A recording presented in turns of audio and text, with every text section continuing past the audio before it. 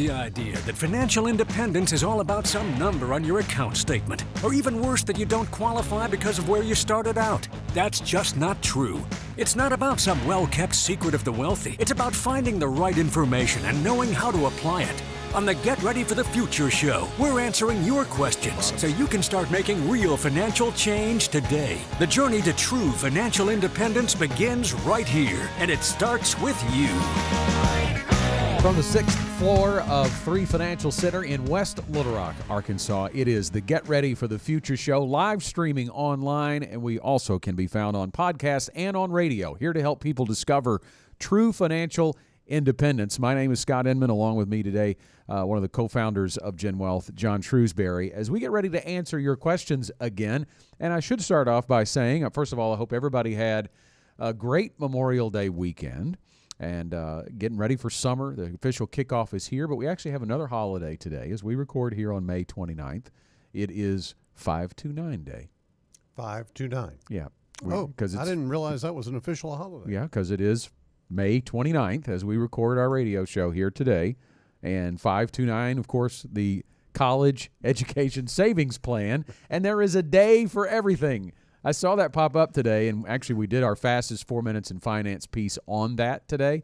But you know there's a place you can go, nationalcalendarday.com, and find all of the days that there are. We just had National Hamburger Day a couple days ago.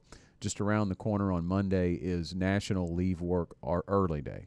Just to be aware, since you're the boss. Somebody doesn't have enough to do, That's obviously, true. because they've created this thing Yes. called a National Day or whatever. Yeah, it's fun to go on there. You should check that website Okay, out. I'll check it out. There are some crazy ones on there, and it got me thinking, how do they decide that? Where is the criteria? Because clearly it's pretty loose criteria to make it onto that I list. think if somebody's got an idea, they just throw it out there. Yeah. And it gets put up on the screen. But if you'd like to learn more about the 529 on 529 Day, I would encourage you to sign up for our fastest 4 minutes in finance video. Comes out on Friday morning, and you subscribe to it by texting the word FAST to 501-381-5228. Again, it's 501-381-5228. Just put that number into your cell phone and then text the word FAST. It'll sign you up, or you can sign up from there and get that delivered to your email inbox every Friday morning. And we basically, in 4 minutes or less, we're going to give you a little update on what's going on in the markets, the economy, and in this case, we're going to talk about the 529 plan. And not useless information, much like the website that you just referenced Yeah, is. that's right. The Fastest 4 is very useful information. You can learn lots of things in 4 minutes, and Scott does a great job on that. So check it out. I appreciate that. All right, to the questions we go. Jan from Facebook was our first question today, and she writes, what impact do you see the U.S. debt having on our investments? Jan, thanks for the question. That is the big elephant in the room. When we go through recessions, everything is cyclical, right? You have growth, you have an expansion, and then you have a contraction, and everything kind of goes like this. And if you're in the stock market for the long term, history says just stay in for the long term and things will work itself out. But what we don't know is what that U.S. debt is ultimately going to do to our way of life in the United States and the market and the economy. And near term, here's what we know. The current situation, according to fiscaldata.treasury.gov, the U.S. debt currently sits, and of course, as soon as I say it, it's going to go up, $34.6 trillion. Now, that is the difference between the debt and the deficit. The deficit is the annual shortfall between what the government has coming in and what the government is spending. This is the overall accumulated debt. So you think about using your credit card on a monthly basis, that is your deficit over that 30-day window. Right. But if you're not paying that balance off, John, that is the overall debt. That's the balance on your credit card that at some point in time has got to come due. Scott, more pointedly to the question, what does this have to do with the value of our investments? Well, first of all, the U.S. debt can have the ability to affect the value of the U.S. dollar. If investors are worried about debt, then they might sell U.S. assets to say, hey, look, we're going to get out of these assets, and that could decline the value of the dollar.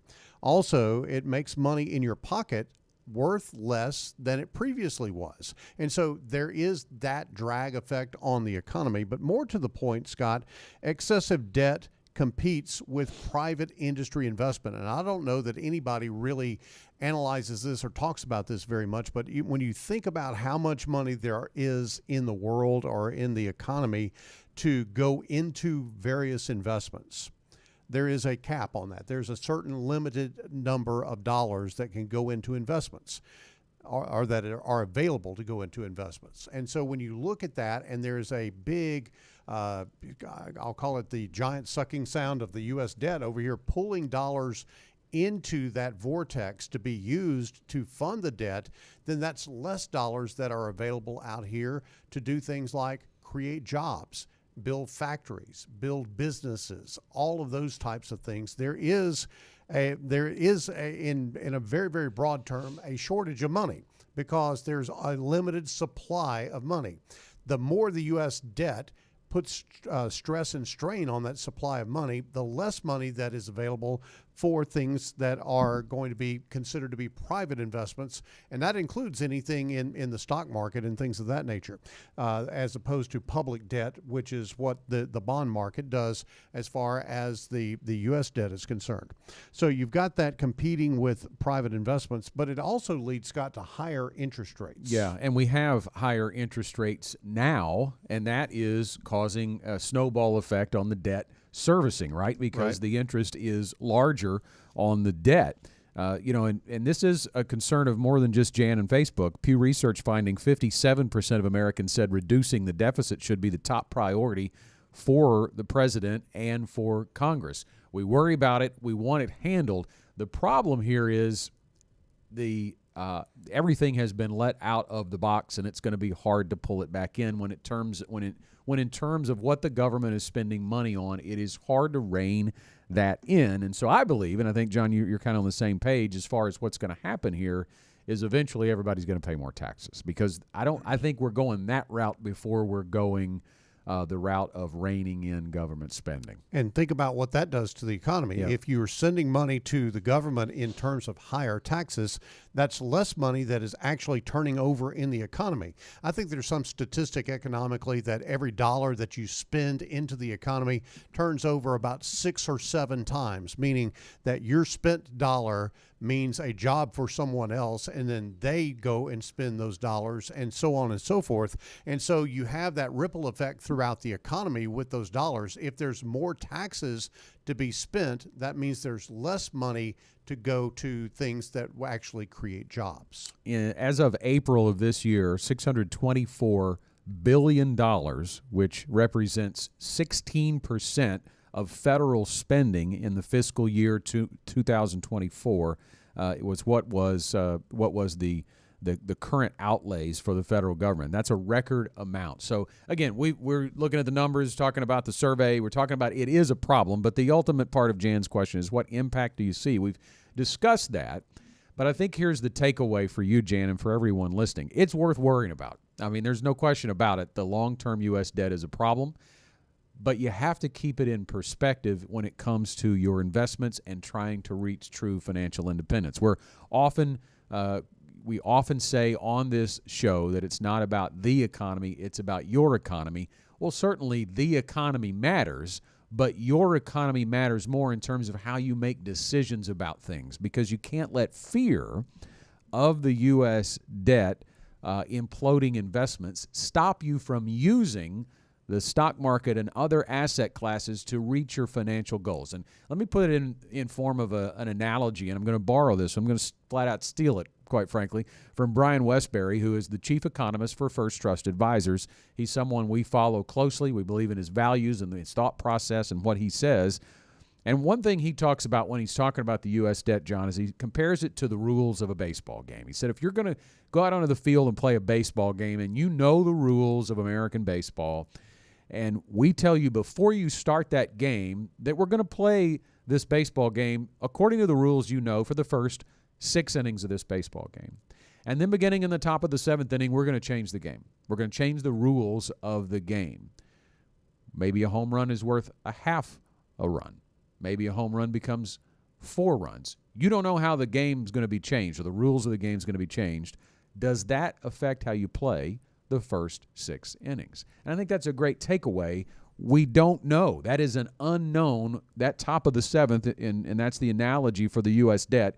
We don't know ultimately what's going to happen with the U.S. debt in the future, but we do know that the first 6 innings are being played out right in front of us as we try to reach our financial goals. Yeah, and I think you could say, Scott, that those last few innings aren't probably any fun, aren't any good. And so I think that what someone who's concerned about this needs to do, first of all, is that you need to rally concern. I think Congress does whatever Congress wants to do until the American public gets so riled up about something that they force them to do something else. Here's the problem. You're working against your own interest when you do that, because everybody loves for their local congressman to bring home the bacon, so to speak. Mm-hmm. They bring home that project, that government funding for whatever the case may be. They love that in their local economy, but what that does is it adds right on top of the deficit. At some point in time, somebody's got to take the sauce away from the drunk and just go, right. Hey, look, we're gonna set this aside and we're going to get back to a fiscal responsibility situation. But the problem is that whose ox actually gets gored in that situation. Right. And that's where this has really just kind of been a perpetual problem for years and years and years. I don't know what you can do about it per se, but I think I would agree with Scott that what you can't do is get into a situation where you just go in a bunker and go, I'm not going to do anything to further my financial independence because we've got a debt problem in this country. Mm-hmm. Yeah, you think about what you said about, being fearful of stocks and not investing because of what might happen, and you talk about the effects of the value of the U.S. dollar. If you just hang on to those dollars and don't do something to grow them, then obviously you're losing ground there as well. Exactly. You're taking on another risk. Hey, great question, Jan. Obviously, we spent a lot of time on it. We could spend a whole show on it, the U.S. debt. We're going to name your question the question of the week. So congratulations. Thanks for sending that in. We want to send you a free Get Ready for the Future show tumbler for being named our question of the week. If you would, Jan, just email us. Send it to show@getreadyforthefuture.com to claim your mug. And feel free to ask another question anytime. Steve from Little Rock is next. How do you think the outcome of the election will impact the markets? Who does the market want to win? If they don't win, are we looking at a recession? Steve, thanks very much. We got a lot of the worrying questions coming today and stuff that maybe should be worried about. No question about it. But here's one that's a little easier to dissect. We've had elections before in this country. We've never had a $34 trillion debt before in this country, but we've had elections. And the reality is, Steve, let's take the last part of your question first. If the market cares about who wins the election and if they don't win, will we enter a recession? Recessions are not caused by presidential elections, and I'm going to go a step further. They're not caused directly by any president.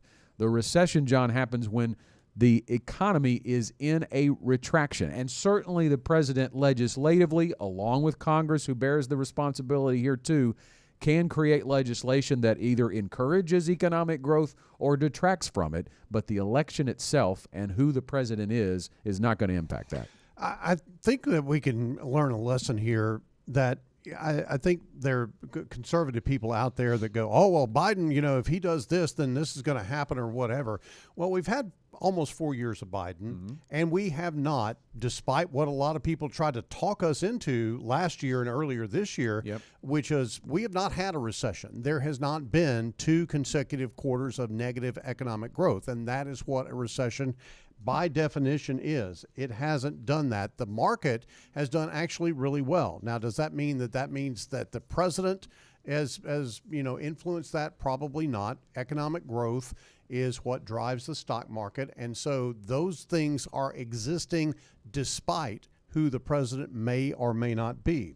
Who does the market want to win? I think the market really doesn't care. Right. And Scott, you've got some statistics along these lines that you've used actually in a previous Fastest Forward that yep. you want to share with us. Yeah, so let's take a look at this for our online audience. If you're watching the Get Ready for the Future show, we've got a chart to show you. This is, you see 4 colored lines on this chart representing different types of years, different types of election years, and the line follows the path of the return of the S&P 500 index. So again, the S&P 500 index is, in essence, the largest 500 companies in the United States, cannot be directly invested into, but it represents, it's a benchmark for the overall stock market. So if you take the lines on this page, the blue line, kind of the medium blue line, is all election years. So it's the calendar year of all election years, January through December. The orangish line is the re-election years only. So when someone is running for re-election, in this case, that would be this year, right? Joe Biden is running for re-election. The gray shaded line represents when a Democrat incumbent is running for re-election, and the black line is when a Republican incumbent is running for re-election. So you can see, first of all, to answer directly the question, what's going to happen after the election, historically in election years, the market is positive. You can see all four lines are positive. Two different levels, but they are positive. And you can see that the election year lows have historically been set in the first quarter of the election year, which we are now past. 72% of the time, in fact, the election year low is set in quarter one. You can see that the re-election year is actually the best performing year, which we are currently in. The average is 12.8%. And again, this goes back for, if you don't see this chart, it goes back to 1952. So from 1952 through 2022. In a Democratic incumbent, when they're running, now I should say this does not matter whether they are reelected or not. This is just that they are running. These are in years that they are on the ticket. The S&P 500 is up 11.4%. And in all election years, it's 7.3%. And for when a Republican is in office and running, it's 3.9%. So the takeaway here is, I mean, you could split hairs and say, okay, the Republican incumbent has less of a return than the Democrat incumbent. But again, the point is, that's not taking into consideration that they won re-election. Well, and the other thing is that there's been zero time when you look at this short time period as far as January through December of the election year. There's really been no time for any of the policies to actually be implemented. Right. And that's really more what I think drives the market. Obviously, the market likes looser fiscal policy. When the interest rates are coming down, the stock market really loves cheap money, so they really do enjoy that. And a more relaxed regulatory environment benefits businesses, and so that too actually promotes growth in the stock market. But I think that really nobody knows how this is going to play out. Nobody would have said, oh, wow, there's been this big rally in the stock market the day that Joe Biden was elected president. Everybody thought we were driving things off a cliff. Yep. And so it really does not really depend on who sits in the White House. I think it's much more of a short-term reaction that we see to that. And Scott, I think that, if the question was, what's the outcomes of the election? What's the impact on the market? I think there could be a short-term bump if Trump is put back in office because of the anticipated easier regulatory environment, the anticipated looser monetary policy. I think that could go short-term. But I also think that, people could look at the Biden administration and go, okay, well, if Biden is reelected, meet the new boss, same as the old boss, as the WHO would say. And I don't know what that actually looks like. We'll just have to see how that plays out, because I don't think anybody would have gambled on the outcome that we had from the previous election in 2020. They would have not predicted where we would be today in 2024. And I would say this, just to wrap this up, we don't have a chart for this, but the bottom line on who the president is, which party is in power, what the market really likes, what investors really like, is divided government. They really get a little worried when one party has control of all three branches of government, right? Because that's when radical change can take place. And overall, the market wants certainty. They want to know the rules of the game. And then corporations can be profitable if they know the rules of the game. Right back to our baseball analogy. They want those 6 innings to be laid out the same as they were as the previous game they played.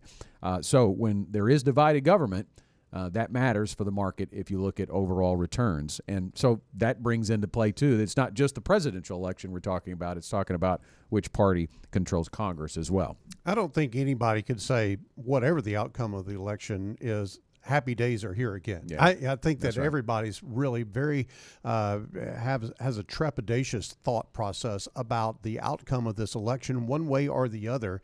And look, we're along for the ride. It is going to be what it's going to be. I think that you go back to what you said, Scott.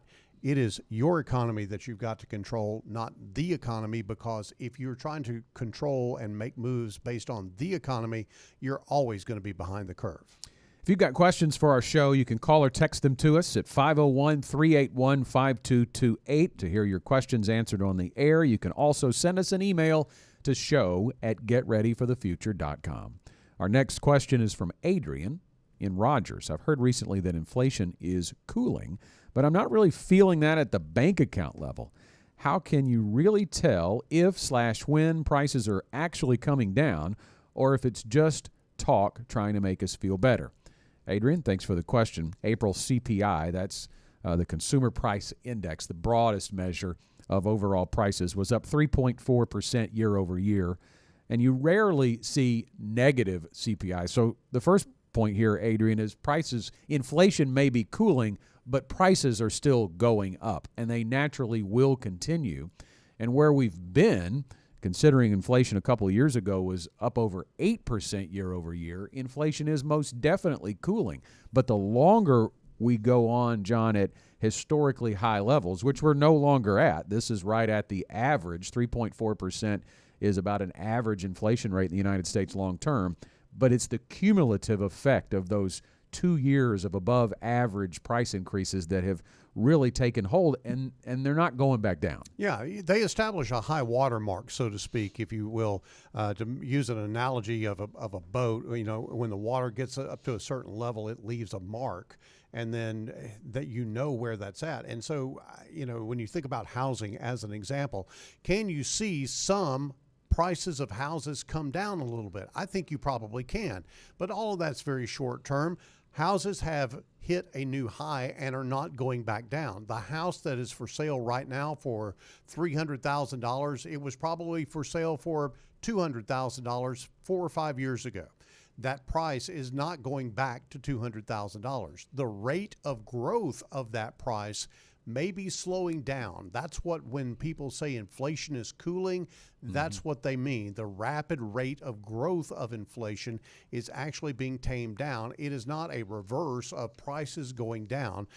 The only thing that drives prices down is low demand or increased supply. And when you think about big ticket items like housing, there is a short supply of housing out there. And so until that supply is counterbalanced with the demand in some way, you're going to continue to see those prices go up. Only when there is a massive supply do prices come down to try to generate demand. That's the basic teeter-totter principle of the economy. And so it's a bit of a misnomer to say that inflation is cooling. The rate of growth is cooling. Inflation is going to continue to march on because we've always had inflation in the American economy. Yeah, and Adrian, if you're not feeling it at the bank account level, we're assuming that means that your check is not going as far. Inflation matters only if you're not getting a raise. And so from a global economic or a national economic perspective, the fact that wage growth has started to take a similar trajectory as inflation is good news for the economy. Now, it wasn't that way. It lagged. When you look at inflation really starting to take off, it was 2021, and the wage growth was about 3% in 2021, so not as high as inflation. It caught up really close in 2022 to 6%.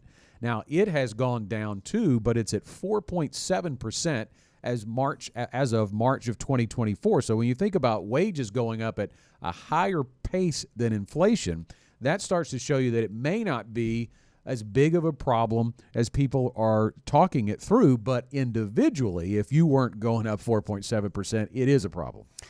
I read something the other day. I was on one of the social media channels, and I read this definition.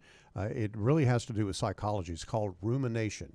And it was talking about people get into this mindset that they're always thinking about their problems and what their psychological issues are, or whatever the case may be. And it can basically create a doom loop.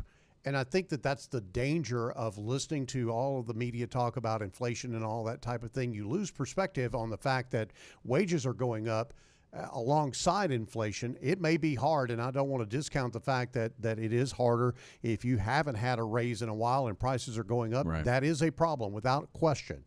But overall, in the general economy, wages are going up alongside inflation, so that does have some sort of a counterbalance effect on just all-out prices increasing without wages going up. That would be a real problem. You know, my dad, who has recently turned 80 years old, he likes to tell the story way back when, right? Back in the good old days. Oh, yeah. And he tells me this all the time, but he recently reminded me of it when talking about inflation, that he could go to the movies when he was a kid, a teenager, and buy a ticket to the movie, buy a bag of popcorn and a Coke for 25 cents. Now, that sounds like, man, I'd like to go back to the good old days, until he tells me that his dad, my grandfather, at that same time made $50 a week. Yeah. Right? So it's all relative. Prices are going to go up. I think from your perspective, Adrian, and anybody that's feeling that crunch for inflation, that's, again, out of your control. You can't control the pace at which prices go up. What you can control is your upward mobility. Do you have a path for career development, or do you have a current job at an employer that is going to raise your salary, give you more opportunity for growth from a financial perspective, so that you can keep pace or even outpace inflation? And then for our retiree, we don't know how old Adrian is. Maybe he's near term or even in retirement. For retirees, the same is true, John. Now, you don't get it from a paycheck, but you still have to have a way to raise your monthly income in retirement. You do. Inflation is one of the three big risks of retirement. If you don't have a way to increase your income over time, then you're going to be in that situation where your income is fixed, but prices are going to continue to go up. And that does create the ultimate of all hardships as far as income is concerned, when wages are not keeping pace, or income is not keeping pace with inflation. All right, we have about 6 minutes left on the show. Time for our final question. Frank from Jonesboro. I'm 54 with $290,000 in my 401k and around $235,000 in my Roth IRA. I'm worried about taxes later down the line, especially depending on how the election turns out.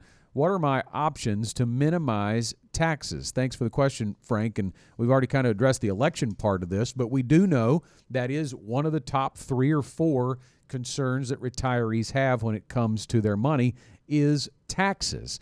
And the first thing we have to say, John, is you can minimize taxes. You cannot eliminate or avoid taxes. And so do not fall prey for the sales pitches out there of a tax-free retirement, because there is a price to pay to get there. Yes. Now, that price may be worth paying when it comes to, if you take a look at Frank's money in a 401k and a Roth IRA, getting more dollars incrementally into a Roth IRA is possible, but you still have to pay the taxes now to do it, to get that tax-free retirement. Yeah, let's take a look at Frank's situation. $290,000 in a 401k plan.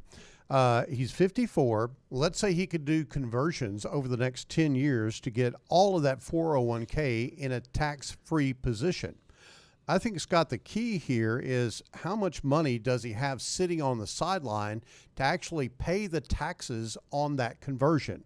That's a real problem. You're probably looking at somewhere between $5,000 to $10,000 per year in taxes that you would have to pay if you broke that conversion up into similar size, bite-sized pieces over that 10-year period of time. They must have that kind of money sitting outside of the qualified investment programs to pay those taxes, because otherwise you're just trying to put out a fire with a gallon of gasoline. It doesn't work. If you pull money out of the qualified money to pay the taxes, then you got to pay tax on the money that you pulled out to pay the taxes with. Yeah. And so it does not work that way. It's a fool's game to try to do it that way. Don't let somebody talk you into doing it that way, because you create a bigger tax bill for yourself than is necessary. If you've got the non-qualified money setting aside on the sideline for you to be able to reach over and pay those taxes every year, then you could go through this conversion process. But Scott, that only makes sense if you feel like that taxes in the future on that money are going to be higher than they are today. Yeah, and the difficult part of that is when you're 54 years old, you're likely in a higher income tax bracket federally than you will be in retirement. Now, those income tax brackets may in fact go up during the course of your retirement. It is hard to speculate on that, where from a dollar-to-dollar standpoint, it is worth your time to do, because you don't want to pay the taxes now and have had to pay more than you would later if you had left it alone. But there are other advantages to making that conversion, because it can affect your other taxable income. And I think that's the missing component here. If you're willing to make that conversion and pay the taxes now, not only are those future withdrawals tax-free, but they don't count against your other income either. Yeah, that's exactly right. When you're calculating retirement income, the one thing that does not count to add to your Social Security taxation equation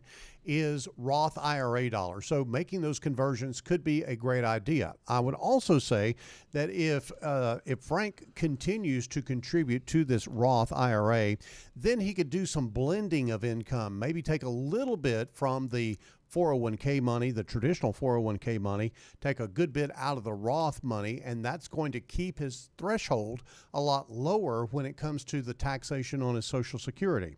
I think that emphasizing Roth income plays into this whole equation, and frankly, Scott, this is why you want to sit down with a skilled financial advisor that understands taxes, that understands conversions, that understands the provisional income rules of Social Security. This is no child's play when it comes to trying to figure all of this out. And if you figure it out, you can walk away paying a lot less in taxes in the future than you might if you just kind of stumble into it and go, oh, well, I got to pay taxes anyway. It doesn't matter. It does matter if you know how to sequence the access of that money for your retirement income. Now, Frank, we've spent a lot of time talking about the conversion side of this, kind of on the back end, trying to get some of those taxable dollars into tax-free income in the future for you in retirement. But if you are 54 and you still have some work time left, potentially even maybe 11 years if you're planning to work until 65, the other things, what can you do to continue to contribute, to grow the Roth on the front end by putting dollars in that way? You've probably already checked this box, but if you haven't, is there a Roth option in your 401k? Those are becoming increasingly popular as well. And then also the HSA. Consider that. If you are in a high deductible health insurance plan, you may have access to a health savings account, and that allows you to put in dollars on a pre-tax basis and take them out tax-free in retirement to pay for qualified medical expenses. Now, you don't have to wait till retirement to do that, so you can use it along the way as well, but it's a great way to build up some more tax-free income. You obviously have to be using it for the qualified health care expenses, but we know that the health care expenses are going to be a huge piece of your overall needs in retirement. So that's something to consider as well. But a great question for Frank. And anybody else concerned about taxes in retirement, I would say overall, just to wrap this up, as you heard the final bell, John, is it is certainly important to build a complete retirement income plan that considers options to minimize taxes. That was going to be my final thought, Scott, is that perspective and understanding is paramount in this situation.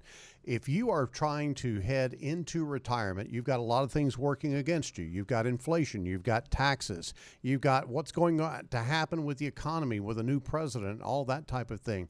What you really need is someone to come alongside you and coach you through this.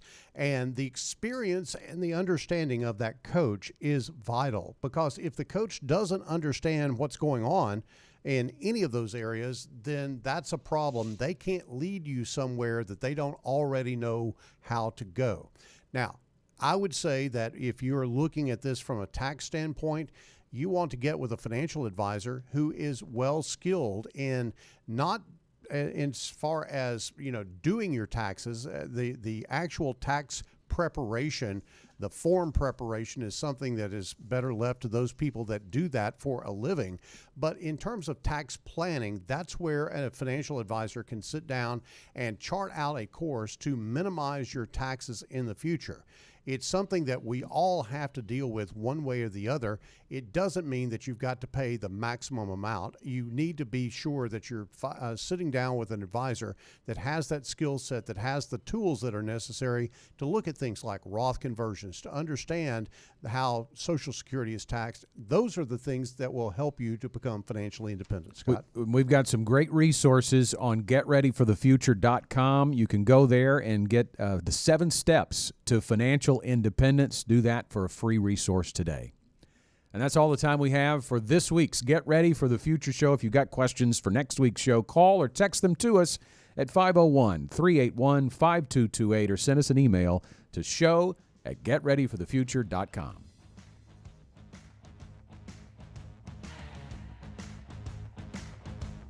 The GenWealth financial team is available to you 24/7 at info@getreadyforthefuture.com or call our offices at 866-653-PLAN. That's 866-653-7526. You should personally consult a financial advisor before making any investment, and no strategy can assure success. Securities offered through LPL Financial. Member FINRA SIPC.